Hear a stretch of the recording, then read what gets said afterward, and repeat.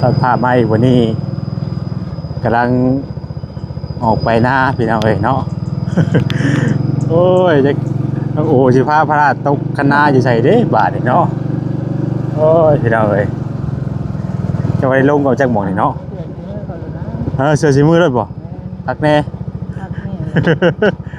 อยากเก่งกับพระราชล่มดิโอ้โห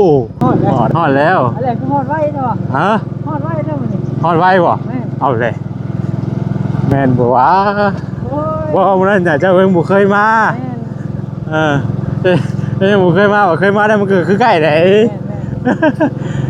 วันนี้เรียกครัวว่ะดิทางไปอันว่าเชนูไปทางนี้ก็ได้3คันนี่แล้วตามหลังกันวันโน่นนี่แม่เดี๋ยวเอาได้คันไหนกะมาหลายคันแทนนี่เนาะพี่น้องเอ้ยรถไทยนั่นพี่น้องเอ้ยรถไทยเพิ่นนี่แหละเพิ่นมาไทยให้ไทยหน้าอยู่แถวใกล้เนี่ยวันนี้เพิ่นก็มาจอดไว้ทำกันนี่เนาะนี่ได้เครื่องหยอดพี่น้องเอ้ยโอ้คักเท่เนาะหลวงพ่อยังไวเลิกอยู่นี่เนาะมันหลายหัวเลยดิพี่น้องเอ้ยพวกนี้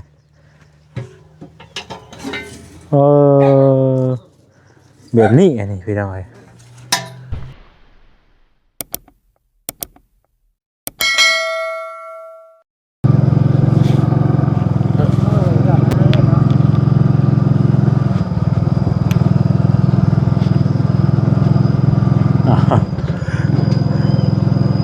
ตัดภาพมาอีกวันนี้กำลังออกไปหน้าพี่น้องเอ้ยเนาะ โอ้ยจะโอ้สิพาพระราชตกคณะอยู่ใส่เด้บาทนี่เนาะโอ้ยพี่น้องเอ้ยจะไปลงกับจักหม่องนี่เนาะเสือสีมือเลยบ่ทักแน่ อยากเก่งกับพระราชล่มดิโอ้โหมาได้แบบนี้เนาะตัวเสียงกองไม้กันพี่น้องเอ้ย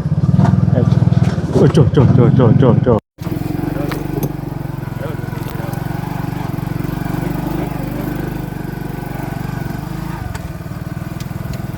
ได้ก่อน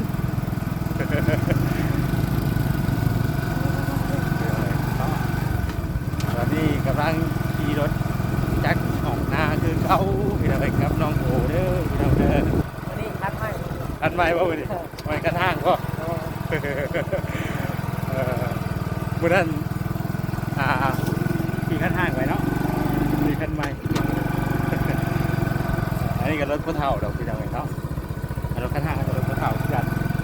เรามันหลายปีเลยดิกล้าเราเผากล้าได้โอ้ดิพินอีกเนาะม้วนเ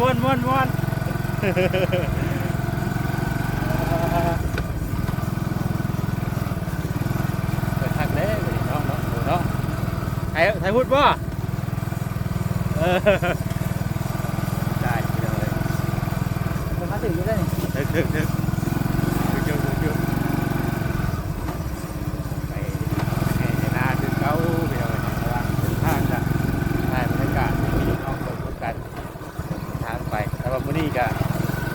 ต้องทางมันก็จะเจ็บนิดนึงเนาะก็ได้ที่เราเลย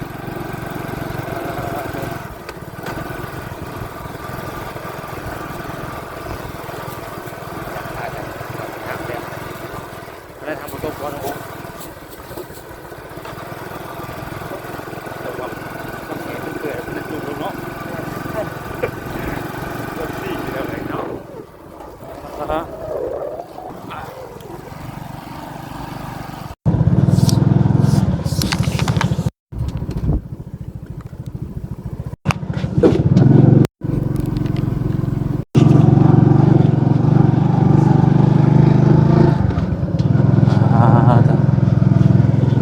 ทางไปกับประมาณนี้คือเก่าเลยไปหน่อยทางเก่าทางเดิมมาเลยเนาะ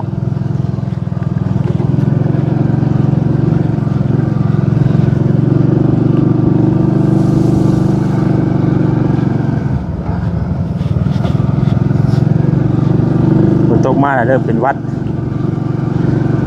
นี่ข่าวว่าโรคสายพันธุ์ใหม่มาญาติจะได้พี่น้อย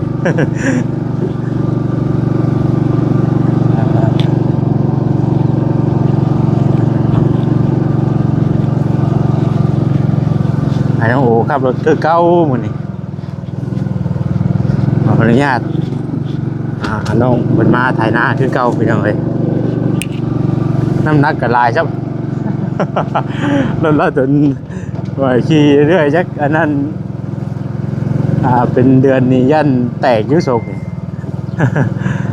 สุกก็แตกอยู่เนาะอาสองตลอดเนาะ โอ้ทางไปให้ไปหน้าก็เรียกว่าซุ่มเย็นพี่น้องเอ้ยเนาะฝนตกมาน่ะคือรู้ได้พี่น้องเอ้ยคือยังไม่ยามนาด้วย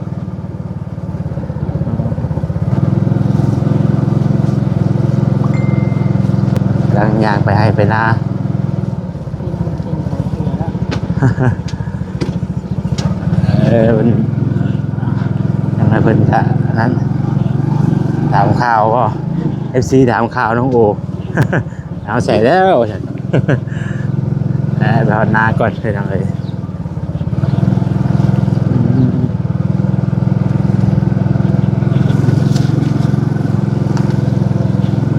วันนี้จะขึ้นทางใหม่โดเพิ่นแต่ว่าไปทางใหม่เนี่ยจะมาโดงกูจังเนาะเนี่ยข่อยยังไม่อยากไปทางใหม่เฉพาะเมื่อนั้นนะได้มาไปตามพอร์ตเก่าละ ไปทางใหม่ไปทางใหม่ไปเลยเนาะลงจากใกล้ไปไกลโอ้ยว่ะจากใกล้ไปไกลเดี๋ยวไปไว้เป็นอีกว่า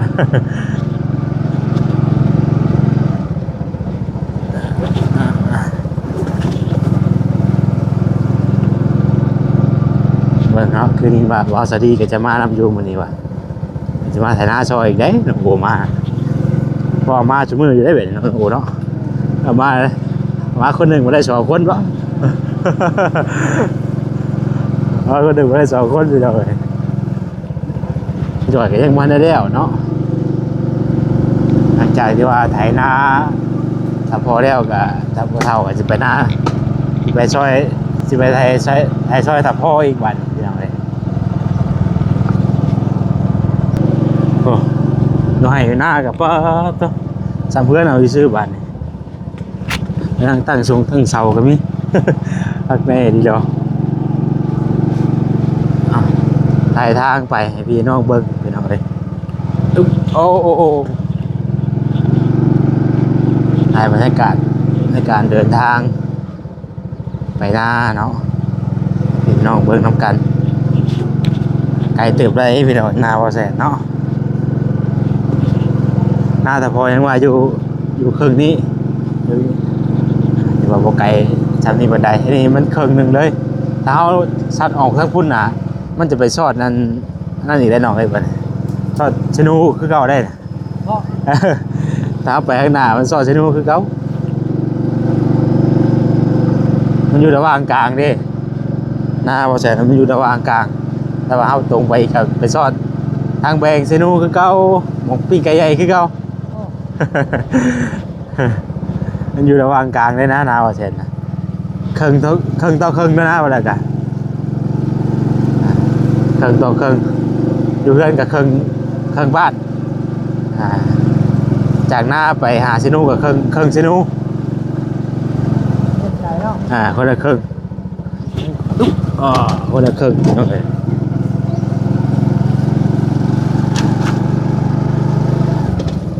และมีอย่างหลายพี่น้องนอกไทยบรรยากาศทำไมนำหน้าไปคือเบิ่งคือเก่าติดตามเบิ่งมื้อนี้ว่าน้องโอจะได้เห็นอย่างน้ำแน่พี่น้องเอ้ย แหละจะเจืออยู่เด้เนาะตอนแรกน่ะคิดว่ามันฝนจะตกเลยถ้าฝนตกก็ดีว่าหยอดบ่ได้เข้าก็ได้ต้องเอาหยอดแห้งเด้เอาต้องหยอดแห้งคันหยอดน้ำก็ต้องมีเครื่องต่างหากอีกต้องมีเครื่องหยอดเฉพาะน้ำอีก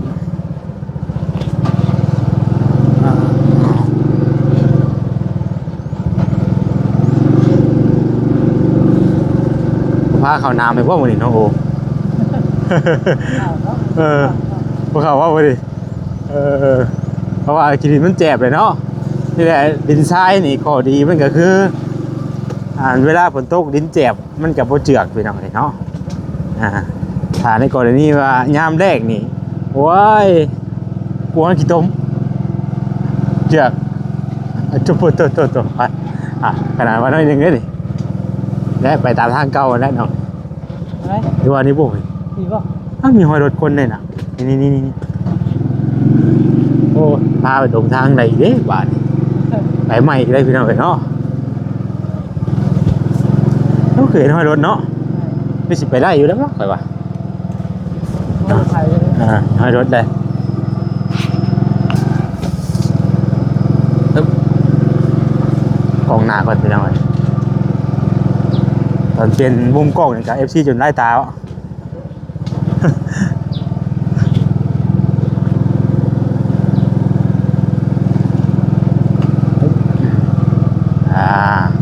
ไปสิได้อยู่บ้านนี่พี่น้องเอ้ย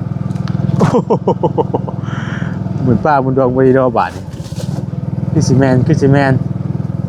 ฮึบโอ้ชัวแมนอยู่ได้เนาะถือว่าถึงทางอยู่บนหลงทางพี่น้องเอ้ยทางถึงทางแล้วกันฮะเอ๊ะลงไงมันหลายแยกพวกเนาะ หลายแยกหลายตาพวกไปเนาะไอ้ไหนวะ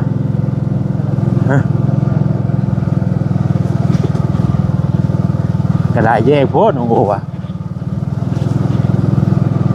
หลายแยกหลายตาพวกไปเนาะเถอะวันนี้มาสอดให้หน้าไปได้ไหมมา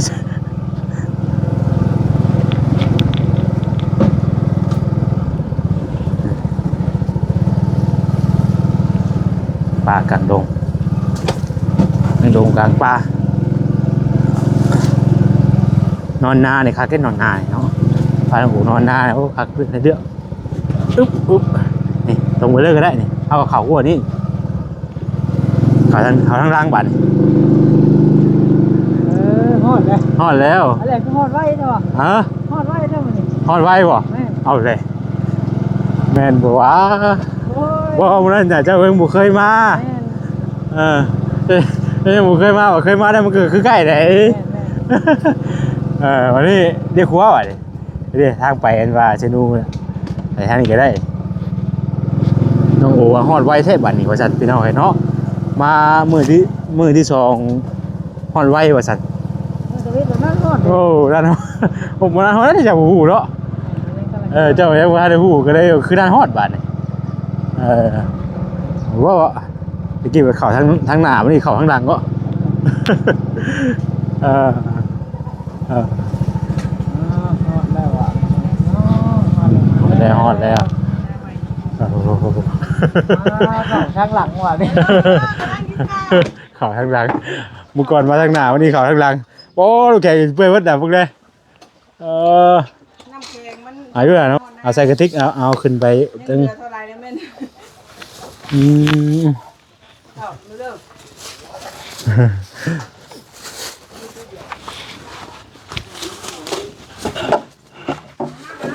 อยากลงมือป่ะตัวท่านี้กับปั้นกินเลยนะแล้วอะไรน้องก็น้องโอ้ กินได้ใช่ไหม บ้านเสียงน่ะ เขาจะกินกาเป็ด ปักเวท ขาเป็ด อ๋อแกคิดบอกว่าน่ะ เกงเงินเฮ็ดหยังเฮ็ดหนาหนังงัวว่าเฮ็ดหนังงัว โอ้ เฮ็ดหนังวัวหน้าแดง เนาะ อยากมันข่อย ดีเลยเนาะ สบายดีเด้ โดย สบายดีเด้อ โดย กินข้าวด้วยกัน ตัว มากินข้าวกัน อะไรกินไม่อีกไปยังอีน้องโอ กินไม่หัวละบ่ กินไม่อีกไปยังไง กินไม่กันไรเด้อจ้ะจะได้มีกองใจบ่บ่บ่ต้องห่วงนะกินเถอะเอาย่างกินเลยกิโลนะหวานมากเลยบ่ เดี๋ยวเลยเลือดซอเด้อ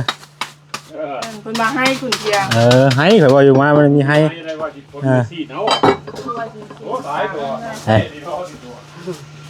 ผมมาหอดเขาช่วยเยอะเลย เสียยังวะ เป็นไรน้ำคือแจ้ง น่าคือแท่งป่ะมันกระดังมาสิเนาะ ไปอันหูนั่นมันนี่อันหูมาลายลมนี่ เอาคืออัน ต้องอันตั้งแต่เมื่อเอามาแต่แข่งเอามาใหม่เขาพูดจักเฮ็ด เข้ากันมากเลย ฮะ แล้วพวก อรุณน้อยเลยพอกมาลำดังแล้วสวัสดีปะลุงก่อนดุโอ้นุ่นมาก่อนพอปะดุมาก่อนด้วยฮะ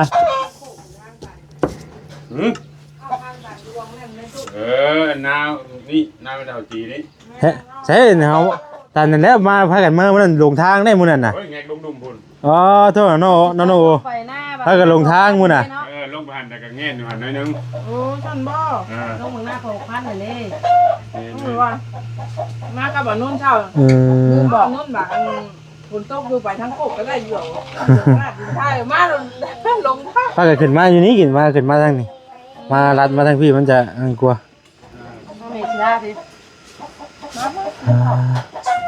กินนี่น้องโอ ประตูล็อกขาดไว้เรียบร้อยแล้ว โทรศัพท์ซับบ่เห็นนึกว่าโทรศัพท์บ่เห็นปลายังให้บัดนี้ ยังเหลือเท่านี้แล้ว เกือบแล้วเลยเนาะ วานนี่เดี๋ยวท่อตู้หมอนช่วย โอ้ เกิดไปผมหรอก บ่ให้มันใหญ่โพดได้ให้มันใหญ่เฮาเฮ็ดบาทเดียวให้มันเลี้ยวเนาะโอ้โหมันก็ ไปแล้วมันฆ่าดีกว่าฆ่าแล้วขั้วไปอยู่นี่คนมาไล่ แน่น้ำฝนนะวันจะเผาปล่อยยิบไปมันก็สิบ่บาน ข้าวน้ำฝนก็สิเมื่อยเองหลวงพ่อยันยอดบ่ได้ อ้าวพี่น้องตอนนี้ก็มาฮอดให้ฮอดหน้าแล้วพี่น้องเนาะโตรถไถหลายคันอยู่แล้วบ้านเนาะผู้ละคันเลยเป็นยังไงนี่แต่ว่าไว้อยู่จักนี่น้องโอ้มึงไงรถไถจอดเต็มอยู่นะใครมัน3คันนี่แล้วตามหลังกันวันรถนี่แม่เดี๋ยวเอาได้คันไหนกะมาหลายคันแท้นี่เนาะพี่น้องเอ้ยรถไถนั่นพี่น้องเอ้ยรถไถเพิ่นนี่แหละเพิ่นมาไถให้ไถนาอยู่แถวใกล้เนี่ยวันนี้เพิ่นก็มาจอดไว้ทำกันนี่เนาะมีแต่ให้น้องโอง่ายนี่ก็ได้พี่น้องเอ้ยง่ายรถไถเพิ่นขึ้นมาไว้เทิงพี่ก็ได้น้องโออันนั้นก่อนก็ได้ง่ายรถไถเพิ่นขึ้นมาไว้อันหม่องนี้ก่อนก็ได้นี่ได้เครื่องหยอดพี่น้องเอ้ยโอ้คักเท่เนาะหลวงพ่อยังไว้เลิกอยู่นี่เนาะมันหลายหัวเลยดิพี่น้องเอ้ยพวกนี้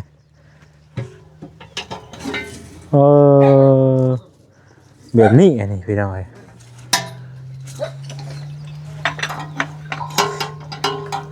เป็นหมื่นบ่ได้พี่น้องเอ้ยเนาะบ่ได้ถูกได้ว่าสิกะ ในวันนั้นนี่ก็เป็นหมื่นบ่ได้พี่น้องเอ้ยตัว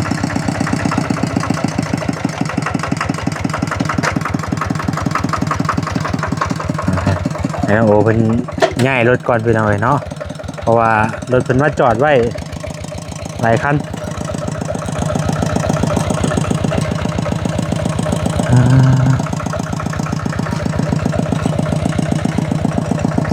วันนี้ก็สิไทย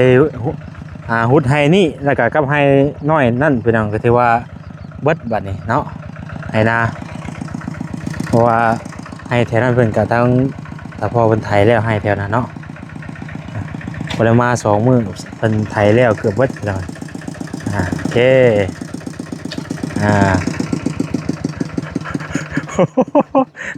เราไทยหลายขั้นใช่ไหมพี่น้องเอ้ยเอาให้เราเป็นใหญ่ก่อนพี่น้องเอ้ยเนาะบัดเครื่องนี่เขาได้ใช่เขาจะเอาขึ้นที่ไหนวะ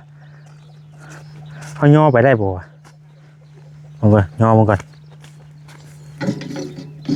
บ่ได้เลยเนาะตัวนี้หาเมานักก็ดี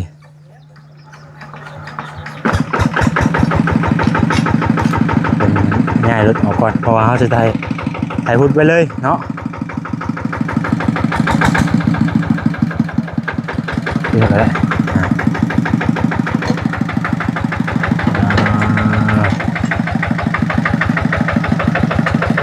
อันนี้รถไถบ้าวุ้นเพยเดี๋ยวเนาะอันนั้นรถไถปลาเทาใส่ถึงมาให้ไถหน้าอยู่ดิใกล้ๆ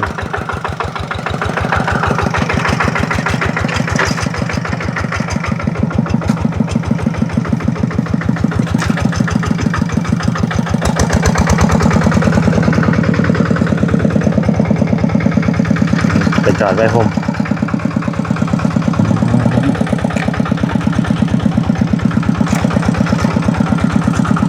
หลายคันจังไปหน่อย2-3 คันเนาะเย้ฮะ ว่าเอาเบนซี่ฮะ ฮะ เล่อย่างไทยตัวนี้น่ะไปซ่อนคันนิดน้อยว่าจะให้หยอดให้พวกเสือกว่ะไปซ่อนคันให้เสือกในคาดตัวนั้นรอไว้แต่พอดีครับตู้หมอนยังบ่ทันขึ้นมาเลยเขาหยอดเครื่องแดงนี่ก่อนนะ ได้ก็ได้กัน เอาไปนั้นได้ไปซ่อนคันดีก่อน คันไหนให้นั่นบ่ ให้ก่อน โอเคไปสายไปเอาเลยเปลี่ยนแผนใหม่ เปลี่ยนแผนใหม่ก่อนเนาะไปซ่อนคันให้นั่นแล้วก็คาดไปสายไปเอาเลยให้พกเชือกพุ่นให้พกเชือกเนาะแต่ว่าน้อง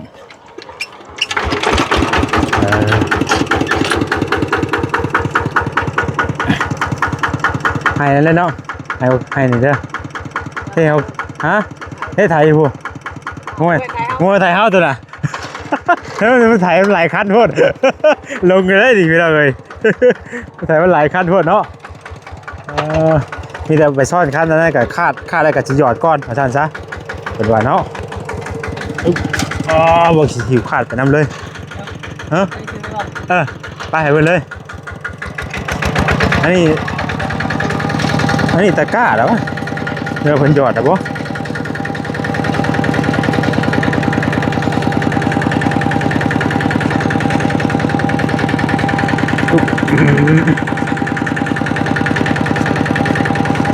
นี่เพิ่นหยอดนะบ่เถอะโอ้โธ่นักเท่นักเป็นนักเลยเดี๋ยวเอ้ยโอ้โธ่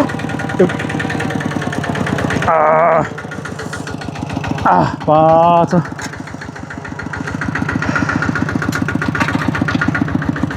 เอาขึ้นก่อนก็ได้หน่อยเอารถไถขึ้นก่อนเพราะว่าเฮาสิซ่อนคันเด้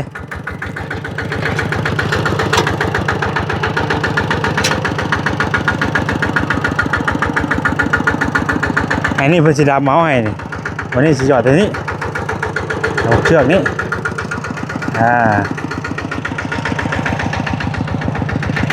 ซ่อนคัน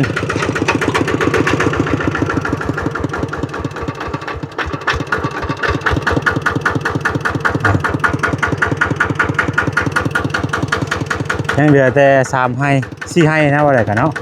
ให้นี่ครับให้นี่ให้น้องให้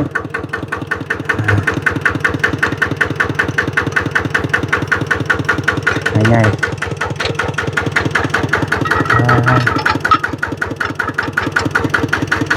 ไอ้น้องโอเพราะว่านี่เพิ่นพากันเฮ็ดไทยนั่นได้แค่แล้วโอ้ให้พวกใหญ่เลยเนาะ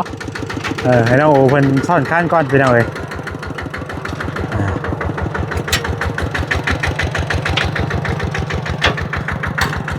มันอย่างงัดในนิดนึงเด้อให้น้องมาซ่อนคันไปน้องซ่อนคันแล้วก็คาดเนาะซ่อนคันเอาแล้วก็คาดแล้วก็จะหยอดให้นี่เป็นว่านะ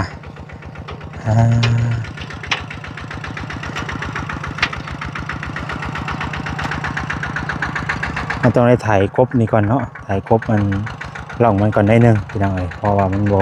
เป็นห้องลายทางน้องโอเพิ่นซ่อนคันเป็นยังไงเนาะซ่อนคันให้นี่แล้วก็จะวานบ่วานน่าจะยอดเอาอันนี้กันเนาะหลังจากที่ว่าหยอดให้นี่แล้วก็ให้นี่เพิ่นจะเอาไว้ดำเนาะแล้วก็ให้นี่ก็ไว้ดำกับแถวนี้แหละพี่น้องเอ้ยลำบ่ลายปีนี้เนาะ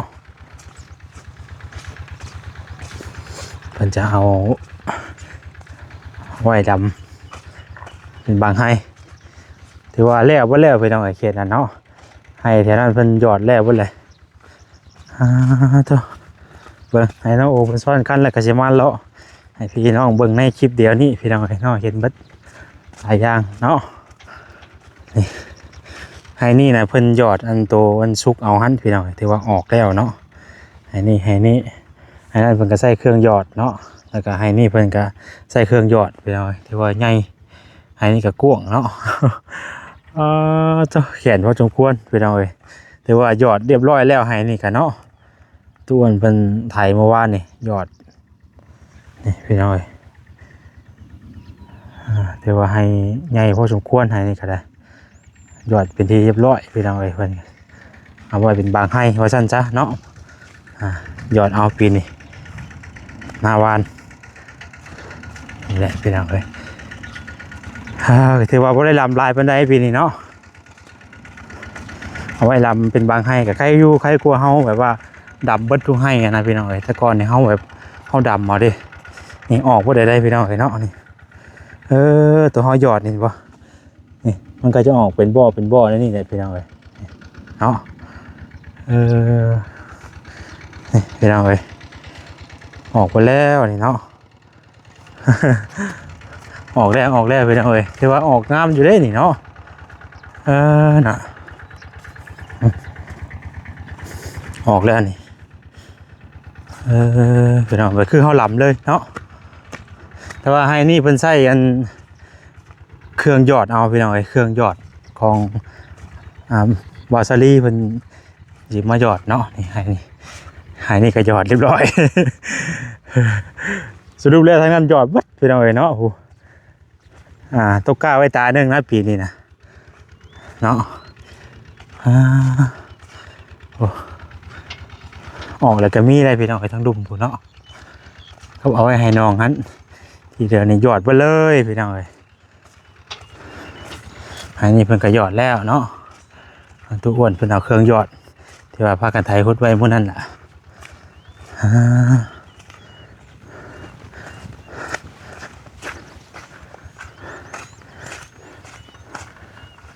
ให้เพิ่นไถทับคลองอันนี้หน่อยนึงก่อนพี่น้องเอ้ยเสียใช่เนาะ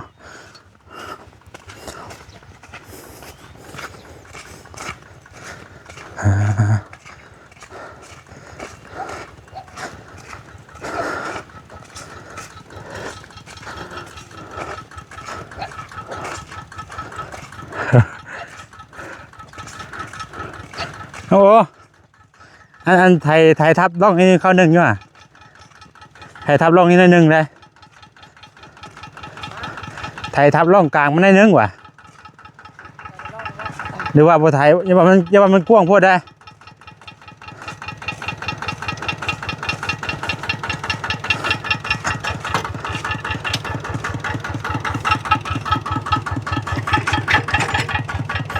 อย่าว่ามันกว้างพอได้